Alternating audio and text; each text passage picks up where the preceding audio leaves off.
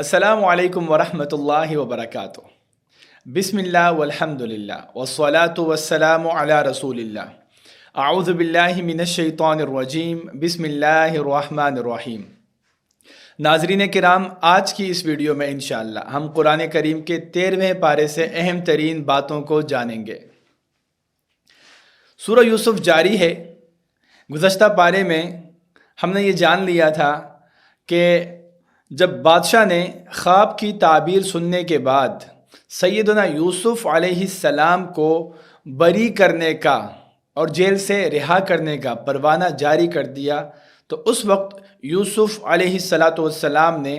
اس وقت تک جیل سے باہر آنے سے انکار کر دیا جب تک ان کے اس ناکردہ جرم کو اور اس کیس کو ری انویسٹیگیٹ نہ کر دیا جائے۔ چنانچہ حضرت یوسف کا مطالبہ یہ تھا کہ وہ عورتیں جنہوں نے اپنے ہاتھ کاٹے تھے اس مقدمے کو دوبارہ کھولا جائے۔ چنانچہ بادشاہ کے حکم سے جب وہ کیس دوبارہ ری انویسٹیگیٹ ہوا تو عزیز کی بیوی نے اپنا جرم قبول کر لیا، اور ان عورتوں نے بھی یوسف کی پاک دامنی اور پاکیزگی کی گواہیاں دے دی کہ یہ یوسف معصوم ہیں، بے گناہ ہیں، اور ان کو ناکردہ جرم کی بنا پر جیل میں ڈال دیا گیا تھا۔ جب یوسف علیہ السلام اس گناہ سے بری ثابت ہوتے ہیں تو بادشاہ ان کو اپنے پاس بلاتا ہے۔ اس پارے کا جو پہلا مضمون ہے، سیدنا یوسف علیہ السلام اقتدار میں۔ بادشاہ ان کو بلاتے ہیں، دعوت دیتے ہیں۔ وقال الملک ائتونی بہ استخلصہ۔ بادشاہ کہتے ہیں کہ یوسف کو، اس شخص کو میرے پاس لے کر آؤ، میں اس کو کچھ خاص اہم ترین کام سونپنا چاہتا ہوں۔ اور جب یوسف علیہ السلام کی ملاقات اس بادشاہ سے ہوتی ہے، بات کرنے کے بعد بادشاہ کے دل میں ان کے احترام اور ان کی عزت اور بڑھ جاتی ہے، اور وہ کہتا ہے کہ انک الیوم لدینا مکین امین، آج کے بعد تم ہمارے ہاں مزید زیادہ عزت والے اور تم زیادہ امانت دار ہو۔ اور وہ یوسف علیہ السلام کو عہدے کی آفر کرتے ہیں۔ جب وہ یوسف علیہ السلام کو عہدے کی آفر کرتے ہیں تو سیدنا یوسف علیہ السلام کہتے ہیں کہ ٹھیک ہے، اگر آپ مجھے کوئی عہدہ سونپنا ہی چاہتے ہیں، اجعلنی علی خزائن الارض انی حفیظ علیم، تو پھر آپ مجھے خزانے کے اوپر مأمور کرتے ہیں۔ آپ مجھے پھر یہ جو فائنینس کی منسٹری سونپ دیں، کیونکہ جو قحط کے 7 سال آنے والے ہیں ہولناک، میں ان کی پلاننگ بہت اچھی کر سکتا ہوں، کیونکہ میرے پاس ایکسپیرینس ہے، میرے پاس ایکسپرٹیز ہے، میرے پاس یہ اسکل ہے، اور میں امانت دار بھی ہوں، اور علم میرے پاس، میں حفاظت کرنے والا ہوں اور علم والا ہوں۔ تو سیدنا یوسف علیہ السلام کے پاس اخلاص بھی تھا اور اختصاص بھی تھا،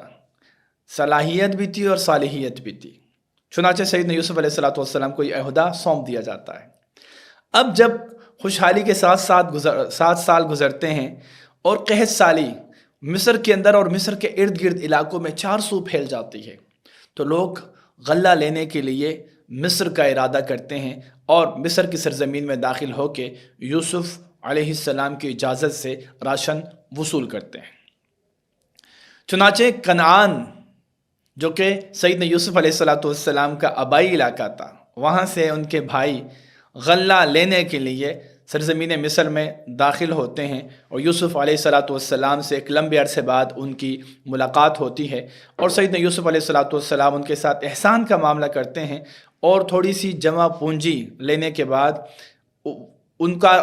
غلہ ان کو دے دیتے ہیں، اور وہ جو جمع پونجی ان کے بھائی لائے ہوتے ہیں غلہ خریدنے کے بدلے، وہ بھی ان کے سامان میں واپس رکھ دیتے ہیں، اور یہ شرط لگا دیتے ہیں کہ اگر تم دوبارہ غلہ لینے، اناج لینے آنا چاہتے ہو تو تمہارا جو ایک بھائی بنیامین وہ تمہارے گھر پر ہے، وہ آئے گا تو تمہیں اگلی دفعہ راشن میسر ہوگا، تمہیں ملے گا، نہیں تو پھر یہاں پر مت آنا۔ اب سیدنا یوسف علیہ السلام کی اس کڑی شرط، جو کہ ان کے لیے مشکل تھا، وہ اپنے والد یعقوب علیہ السلام کو کنونس کرتے ہیں، قائل کرتے ہیں، مناتے ہیں، اور وہ یوسف علیہ السلام، یعنی جو کہ اس وقت کا بادشاہ ہوتا ہے، گورنر ہوتا ہے، ان کے حکم پر وہ اگلی دفعہ غلہ لینے کے لیے اپنے چھوٹے بھائی بنیامین کو بھی روانہ کرتے ہیں۔ اب جب بنیامین ان بھائیوں کے ساتھ مصر پہنچتا ہے اور سیدنا یوسف علیہ الصلوۃ والسلام سے ان کی ملاقات ہوتی ہے، تو اس وقت اللہ عز و جل کے حکم پر ایک حکمت کے ذریعے، تدبیر کے ذریعے سیدنا یوسف علیہ السلام اپنے بھائی بنیامین کو اپنے پاس روک دیتے ہیں اور ان کے بھائیوں کو روانہ کر دیتے ہیں۔ تیسرے اور آخری چکر میں جب اپنے والد یعقوب علیہ الصلوۃ والسلام کے کہنے پر وہ اپنے بھائیوں کو تلاش کرنے کے لیے سرزمین مصر پہنچتے ہیں، تو وہاں پر سیدنا یوسف علیہ السلام اپنا تعارف کرواتے ہیں اور انہیں معاف کر دیتے ہیں، اور اس کے بعد انہیں یہ حکم دیتے ہیں کہ تم جاؤ اور یہ قمیص لے جاؤ، اور ہمارے بھائی اور جتنے بھی ہم بھائی، ہماری فیملیاں، تمہاری جتنی بھی فیملیاں ہیں، تمہارے جتنے بھی آل اولاد ہے، ہمارے والدین، سب کو مصر میں لے آؤ۔ اب ایک لمبے عرصے بعد سیدنا یعقوب علیہ السلام اپنی آل اولاد کے ساتھ سرزمین مصر میں داخل ہوتے ہیں اور وہ یوسف علیہ الصلوۃ والسلام کے پاس پہنچتے ہیں۔ اب یوسف علیہ الصلوۃ والسلام اپنے تخت پر، اور وہ اپنے والدین کو بھی تخت پر بٹھاتے ہیں۔ اس وقت سیدنا یوسف علیہ الصلوۃ والسلام کے 11 بھائی، والد اور والدہ، وہ سب سیدنا یوسف علیہ الصلوۃ والسلام کے عزت اور احترام میں، تعظیم میں سجدے میں گر جاتے ہیں۔ چنانچہ اس کے بعد یوسف علیہ الصلوۃ والسلام اپنے والد کو، یعقوب علیہ الصلوۃ والسلام کو دیکھ کر مخاطب ہوتے ہیں کہ ابا جان، یہ وہ خواب تھا جو میں نے بچپن میں دیکھا تھا، آج اللہ نے اس خواب کو سچ کر دکھایا ہے۔ اب یہ پورا واقعہ، یہ پوری یوسف علیہ الصلوۃ والسلام کے گرد گھومنے والا یہ پورا قصہ اور کہانی، اس کے آخر میں گرچہ اس میں بڑے اہم نازک موڑ آئے، جہاں پر بہت زیادہ آزمائش سیدنا یوسف علیہ الصلوۃ والسلام کے اوپر آئی، لیکن سیدنا یوسف علیہ الصلوۃ والسلام آخر میں دعا کیا مانگتے ہیں؟ ربی قد آتیتنی من الملک وعلمتنی من تأویل الاحادیث فاطر السماوات والارض انت ولی فی الدنیا والآخرہ توفنی مسلما والحقنی بالصالحین۔ اس دعا میں سیدنا یوسف علیہ السلام نے کوئی شکایت نہیں کی، کوئی اپنی پریشانی کا ذکر نہیں کیا، بلکہ اللہ تعالیٰ کے احسانات کا ذکر کیا ہے کہ اللہ، آپ زمین و آسمان کے خالق ہیں،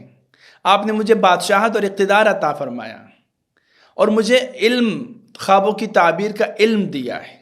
تو مجھے جب موت دیں تو فرما برداری کی حالت میں دیں اور نیک لوگوں کے ساتھ مجھے جوڑ دیں۔ اب اگلی جو سورت کا آغاز ہو رہا ہے وہ سورۃ الرعد ہے۔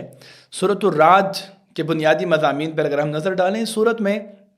چونکہ یہ مکی صورت ہے، اللہ عز و جل نے وہیں تو عقیدہ توحید، عقیدہ رسالت اور عقیدہ آخرت کے اوپر بات کی ہے،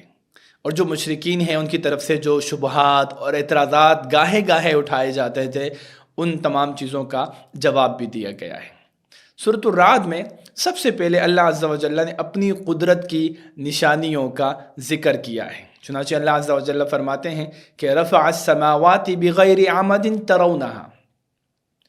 اس صورت میں اللہ عز و جل نے اس کا آغاز اس بات سے کیا کہ الف لام میم را،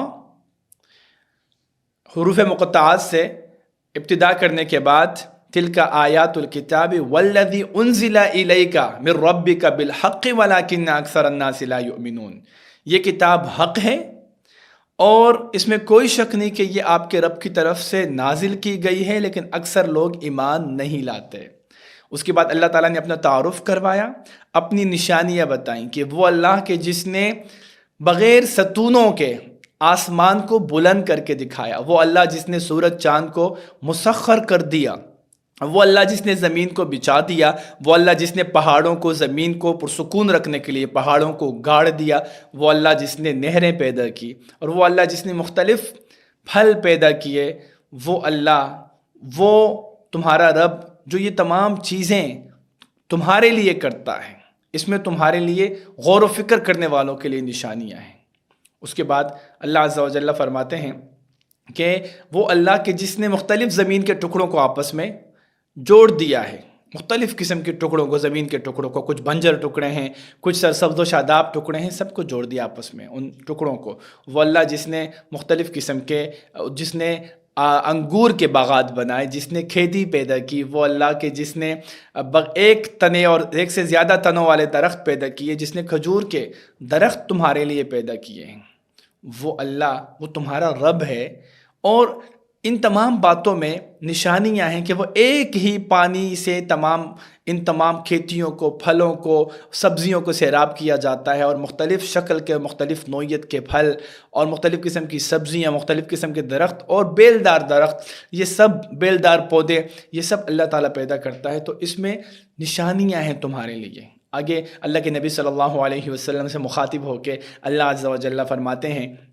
کہ اللہ کے نبی صلی اللہ علیہ وسلم اگر یہ ایمان نہیں لاتے ان تمام چیزوں کو دیکھنے کے بعد، تو آپ تعجب نہ کریں، کیونکہ اس سے زیادہ تعجب کی بات تو یہ ہے کہ یہ سرے سے اس بات کے انکاری ہیں کہ اللہ تعالیٰ دوبارہ پیدا کر سکتا ہے، از سر نو انسان کی تخلیق کر سکتا ہے، کہ وہ اللہ جو اتنی قدرتوں کا مالک ہے، وہ اللہ کے جس نے ان کو پہلی مرتبہ پیدا کیا ہے، کیا وہ اس کے لیے مشکل ہے کہ وہ دوبارہ انسان کو مبعوث کرے، از سر نو اس کی تخلیق کرے؟ بالکل مشکل نہیں ہے، اللہ عز و جل کے لیے یہ چیز بالکل آسان ہے، لیکن یہ لوگ مانتے نہیں ہیں۔ اس کے بعد اللہ تعالیٰ فرماتا ہے کہ وہ اللہ کے جو یہ جانتا ہے کہ ماں کے پیٹ میں کیا ہے، وہ اللہ جو ظاہر اور پوشیدہ کا علم رکھتا ہے، وہ اللہ کے جس نے انسانوں کے لیے آگے پیچھے فرشتے مقرر کیے ہیں، وہ اللہ کے جو بھاری بادلوں کو پیدا کرنے والا اللہ، وہ اللہ جو بجلیاں چمکاتا ہے، اس میں انسانوں کے لیے خوف بھی ہے اور امید بھی ہے، اور گرج اور فرشتے اللہ کے خوف سے اللہ کی تسبیح بیان کرتے ہیں۔ اگر یہ لوگ پھر بھی ایمان نہیں لاتے، تو اگلا مضمون جس میں اللہ عز و جل نے عقل مندوں کی نشانیاں بتائی ہیں کہ انما یتذکر اولو الالباب الذین یوفون بعہد اللہ۔ عقل والے لوگ کون ہیں؟ عقل والے لوگ وہ ہیں کہ جو نصیحت حاصل کرتے ہیں، جو اللہ کی نشانیوں کو دیکھ کر ان سے عبرت پکڑتے ہیں، سیکھتے ہیں، سبق حاصل کرتے ہیں۔ یہ وہ لوگ ہیں جو اپنے عہد کی پابندی کرتے ہیں، یہ وہ لوگ ہیں جو صلہ رحمی کرتے ہیں، یہ وہ لوگ ہیں کہ جو صبر کرتے ہیں، یہ وہ لوگ ہیں جو اللہ سے ڈرتے ہیں، یہ وہ لوگ ہیں جو قیامت کا خوف رکھتے ہیں، یہ وہ لوگ ہیں جو نماز کا اہتمام کرتے ہیں، یہ وہ لوگ ہیں جو ظاہری طور پر اور خفیہ طور پر اللہ کے راستے میں اپنا مال خرچ کرتے ہیں، یہ ان کی اچھائیاں ہیں۔ اور یہ وہ لوگ ہیں کہ جو برائی کو بھلائی سے ٹالتے ہیں، اگر کوئی ان کے ساتھ زیادتی کرتا ہے تو یہ لوگ ان تمام زیادتیوں کا بدلہ اچھے انداز سے دیتے ہیں۔ ٹھیک ہے، تو یہ وہ ساری چیزیں ہیں کہ جو ایک عقل مند آدمی کے اندر یہ خوبیاں ہونی چاہیے، اور یہ عقل مند لوگوں میں یہ خوبیاں ہوتی ہیں۔ تو اللہ عز و جل نے ان لوگوں کی تعریف کی ہے، اور یہ ان لوگوں کی کوالٹیز گنوائی ہیں کہ یہ عقل مند لوگوں کی خوبیاں ہیں۔ اس کے بعد ہمارے پاس سورہ ابراہیم کا آغاز ہوتا ہے۔ سورہ ابراہیم مکی دور کے آخری صورتوں میں اس کا شمار ہوتا ہے، جب اللہ عز و جل نے مستقل قرآن کی آیات نازل فرمائی، اور نبی صلی اللہ علیہ وسلم نے مشرکین کو، کفار کو بہت زیادہ سمجھایا، لیکن مگر وہ اپنی ہٹ درمی میں آگے بڑھتے رہے، وہ ضد کرتے رہے، انکار کرتے رہے، تو آخر میں سورہ ابراہیم میں ان کو بہت سخت طریقے سے تنبیہ کی گئی ہے۔ اور اس کے ساتھ ساتھ اس صورت میں مطالبہ کیا گیا ہے کہ تم اللہ تعالیٰ کی شکر گزاری اختیار کرو، اور اللہ تعالیٰ کی نعمتوں پر اس اللہ کا شکر ادا کرو۔ اس وجہ سے اللہ عز و جل فرماتے ہیں لَإِن شَكَرْتُمْ لَأَزِيدَنَّكُمْ، اگر تم شکر گزاری اختیار کرو گے تو ہم نعمتوں میں اضافہ کریں گے، وَلَإِن كَفَرْتُمْ إِنَّ عَذَابِي لَشَدِيدٌ، لیکن اگر تم شکر گزاری نہیں کرو گے تو اللہ تعالیٰ کا عذاب بہت سخت ہے۔ تو یہاں سے اللہ عز و جل نے حضرت موسیٰ علیہ السلام کو بھیجا۔ اس واقعے کا ذکر کیا گیا ہے کہ کس طریقے سے موسیٰ علیہ السلام اپنی قوم کے پاس آئے، انہوں نے اللہ عز و جل کی نعمتیں یاد دلائی، اور ان کا اللہ عز و جل نے موسیٰ علیہ السلام کو اس لیے بھیجا تاکہ وہ اپنی قوم کو اندھیروں سے روشنی کی طرف لے کر آئے۔ چنانچہ موسیٰ علیہ السلام نے ان کو دعوت دی اور ان کو کہا کہ تم اللہ کی نعمتوں کو یاد کرو، کس طریقے سے اللہ نے تمہیں فرعون سے نجات دی، وہ تمہیں کتنے دکھ دیا کرتا تھا، وہ تمہارے بچوں کو قتل کر دیا کرتا تھا، تمہاری بیٹیوں کو چھوڑ دیا کرتا تھا۔ آگے پھر ہمیں یہ حکم دیا گیا کہ تم اللہ کا شکر ادا کرو اور شکر گزاری اختیار کرو، اور یہ بتایا گیا کہ کتنی قومیں ایسی ہیں انبیاء کی کہ جنہوں نے شکر گزاری کے رستے کو چھوڑ دیا اور کفر کو لازم پکڑ لیا، اللہ تعالیٰ نے ان کو صفحہ ہستی سے مٹا دیا۔ اور پھر آگے جا کے مزید اللہ عز و جل فرماتے ہیں وَآتَاكُم مِّن كُلِّ شَيْءٍ مَّا سَأَلْتُمُوهُ، اللہ نے تمہیں وہ تمام نعمتیں عطا کر دی ہیں جو تم اللہ سے مانگتے ہو۔ وَإِن تَعُدُّوا نِعْمَتَ اللَّهِ لَا تُحْصُوهَا، اگر تم اللہ تعالیٰ کی نعمتوں کو شمار کرنا شروع کر دو تم گن نہیں پاؤ گے۔ اللہ تعالیٰ نے تمہیں اتنی نعمتیں تمہیں نعمتیں عطا کی ہیں، تم پر اپنے انعامات فرمائے ہیں، اور ہم سے مطالبہ صرف اس بات کا ہے کہ ہم فرما برداری کے راستے پہ چلیں، ہم اللہ تعالیٰ کی شکر گزاری کا رستہ اختیار کریں۔ آگے اللہ عز و جل نے پھر ابراہیم علیہ السلام کی دعاؤں کا ذکر کیا ہے کہ جب حضرت ابراہیم نے دعا کی کہ رب اجعل هذا البلد آمنا وجنوبنی وبنی ان نعبد الاصنام، اے اللہ اس شہر مکہ کو امن کا گہوارہ بنا دے۔ اللہ عز و جل نے سیدنا ابراہیم علیہ السلام کی دعا قبول فرمائی۔ اگر ہم سورہ قریش کی بات کریں، سورہ قریش میں اللہ عز و جل نے اس انعام کا ذکر کر کے قریش کو یہ حکم دیا فَلْيَعْبُدُوا رَبَّ هَذَا الْبَيْتِ الَّذِي أَطْعَمَهُم مِّن جُوعٍ وَآمَنَهُم مِّن خَوْفٍ، یہ بھوکے تھے، پریشان تھے، اللہ نے شہر مکہ کو امن کا گہوارہ بنایا اور ان کے دلوں میں سفر کی محبت ڈال دی۔ یہ تجارت کرتے ہیں، یہ شام یمن جاتے ہیں اور یہ تجارت کرتے ہیں، اللہ تعالیٰ نے ان کو امن دیا، ان کو بھوک سے، ان کی یہ جو بنجر زمین میں رہنے والے لوگ ہیں، صحرائی علاقے میں رہنے والے لوگ ہیں کہ جہاں پر کوئی کھیتی باڑی نہیں ہو سکتی، جو زمین خشک ہے، بنجر ہے، سرسبز و شادابی اس میں نہیں آ سکتی، اس کے باوجود اللہ تعالیٰ نے ان کو کتنا نوازا ہے۔ ابراہیم علیہ السلام نے یہ دعا بھی مانگی کہ یا اللہ لوگوں کا دل اس شہر کی طرف مائل کر دے، لوگ آتے رہیں، اور اس علاقے میں اس شہر کے جو باسی ہیں ان کو بہت سارے پھل مہیا فرما۔ اور اللہ عز و جل نے ایسی دعا ابراہیم علیہ السلام کی قبول فرمائی کہ آج ہر مسلمان کا دل مائل ہے حرم کی طرف، کعبہ کی طرف، مکہ کی طرف جانا چاہتا ہے۔ جو ایک دفعہ جاتا ہے دوبارہ جانا چاہتا ہے، جو دوبارہ جاتا ہے وہ دوبارہ جانا چاہتا ہے۔ تو اللہ عز و جل ہمارے دلوں میں مزید حرمین کی محبت پیدا فرمائے اور ہمیں بار بار حج اور عمرے کرنے کی توفیق عطا فرمائے، اور خانہ کعبہ میں رکوع سجدہ اور طواف کرنے کی توفیق عطا فرمائے۔ اور وہاں گرچہ وقت بنجر زمین ہے، سال بھر ہر قسم کے پھل وہاں پر مہیا ہیں۔ اس کے بعد ابراہیم علیہ السلام نے اللہ سے دعا فرمائی کہ اللہ ہمیں شرک سے بچا، میری آل اولاد کو شرک سے بچا۔ پھر فرمایا کہ یا اللہ ہمیں نمازی بنا۔ یہ اتنا اہم عمل ہے، نماز اتنی اہم عبادت ہے کہ سیدنا ابراہیم علیہ السلام کو نماز کی فکر، سیدنا اسماعیل علیہ السلام کو نماز کی فکر، حضرت یعقوب علیہ السلام اپنے بچوں کو اسی اللہ کی توحید کی فکر کی بات کر رہے ہیں، انبیاء نماز کی بات کر رہے ہیں، اور آگے ابراہیم علیہ السلام نے اپنے لیے، اپنی اولاد کے لیے اور مؤمنین کے لیے، اپنی والدین کے لیے اللہ تعالیٰ سے بخشش کی دعا بھی طلب کی ہے۔ اور اس کے بعد اس پارے کا جو سب سے آخری مضمون ہے اس میں قیامت کی منظر کشی کی گئی ہے۔ وَلَا تَحْسَبَنَّ اللَّهَ غَافِلًا عَمَّا يَعْمَلُ الظَّالِمُونَ إِنَّمَا يُؤَخِّرُهُمْ لِيَوْمٍ تَشْخَصُ فِيهِ الْأَبْصَارُ۔ دنیا میں جو لوگ ظلم کرتے ہیں، اللہ عز و جل فرماتے ہیں کہ یہ مت سمجھو کہ اللہ نے تمہیں ڈھیل دی ہے تو اللہ غفلت میں ہے، اللہ تعالیٰ سب دیکھ رہا ہے، سب جانتا ہے۔ اللہ تعالیٰ تمہیں ڈھیل دی ہے، تمہیں مہلت دی ہے، اور جب قیامت برپا ہوگی تو کیا ہوگا؟ ان لوگوں کی آنکھیں پھٹی کی پٹی رہ جائیں گی، یہ اپنے سروں کو اوپر اٹھائے سرپٹ دوڑ رہے ہوں گے، ان کے دل خالی ہوں گے، زمین اور آسمان کو بدل دیا جائے گا، گناہگاروں کو جکڑ دیا جائے گا، اور آگ سے ان کے چہرے وہ لپٹ جائیں گے، آگ ان کے چہروں کو ڈھانپ دے گی۔ تو یہ قیامت کی منظر کشی ہے کہ جس میں مشرکین مکہ کو اور عموماً تمام لوگوں کو یہ احساس دلایا گیا ہے کہ اگر اللہ کی نافرمانی کرنے کے باوجود اور ناشکری کے رستے پر چلنے کے باوجود تمہارے پاس مہلت ہے تو اس مہلت کو اللہ تعالیٰ کی غفلت مت سمجھو، بلکہ اس مہلت سے فائدہ اٹھاؤ، توبہ کرو اور آئندہ کی پوری زندگی اللہ تعالیٰ کے شکر گزاری میں گزارو۔ تو اسی طرح اس پارے کا اختتام ہوتا ہے، اور اس پارے میں ہمارے لیے جو اہم ترین سیکھنے کے فوائد ہیں ان میں سے پہلی بات تو یہ ہے کہ جو بڑا آدمی ہوتا ہے نا وہ کسی سے انتقام نہیں لیتا۔ بڑا آدمی، بڑی سوچ کا ویژنری آدمی جو ہوتا ہے نا، انبیاء کا یہ شیوا تھا کہ وہ چھوٹے جھگڑوں میں نہیں پڑتے تھے، اور نہ ہی وہ ماضی میں جن لوگوں نے ان پر ظلم کیا تھا وہ ان سے انتقام لیا کرتے تھے۔ دوسرا فائدہ اس کا یہ ہے کہ ہمیں ہمیشہ آخرت کی تیاری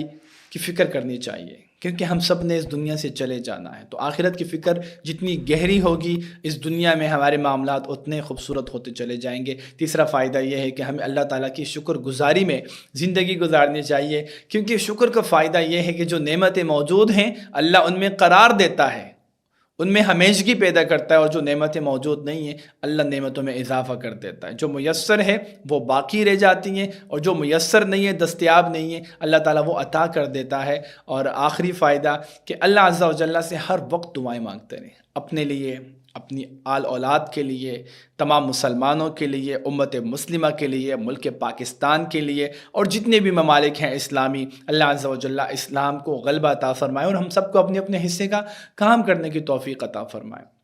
تو اسی کے ساتھ ہی ہمارا 13واں پارہ اپنے اختتام کو پہنچتا ہے۔ آپ سے ملاقات ہوگی اگلے پارے کے ساتھ کل، تب تک کے لیے اجازت دیجیے۔ سبحانک اللہم و بحمدک، نشہد ان لا الہ الا انت، نستغفرک و نتوب الیک۔ جزاکم اللہ خیرا۔ السلام علیکم۔